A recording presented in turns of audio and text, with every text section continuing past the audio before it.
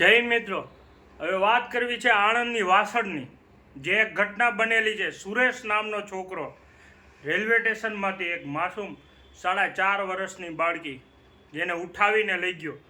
અને આ વિડીયો જરૂર શેર કરજો મિત્રો, કેમ કે સબસ્ક્રાઈબ કરજો ને વિડીયો જાજે શેર કરજો.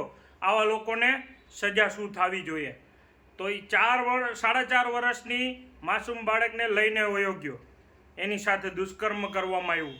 અને એ દુષ્કર્મ કરીને જેટલું ગંભીર અપરાધ કર્યો છે ને, એના વસ્ત્ર કાઢી અને ફેંકી દેવામાં આવ્યા. અને એને ખુદને એ 4.5 વર્ષની માસૂમ બાળકીને રાત્રે પટરી ઉપર ટ્રેનમાં કપાવા મેલી ગયો. તો ત્યાં ટ્રેન નીકળી અને હાદસો થઈ ગયો છે અને દીકરીની લાશ મળી છે.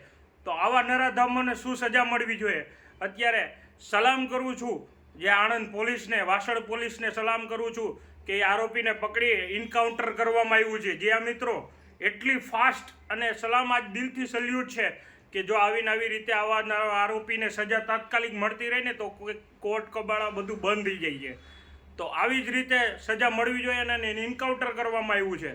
જે આ મિત્રો તો વિડીયોને જરૂરમાં જરૂર શેર કરજો અને સબસ્ક્રાઈબ કરવાનું ભૂલતા નહીં. એટલો શેર કરો જેથી કરી અને બધા પોલીસવાળાને ખ્યાલ પડે કે આવો તાત્કાલિક ન્યાય જો મળી જાય ને દીકરીને તો એની આત્માને પણ શાંતિ મળે છે.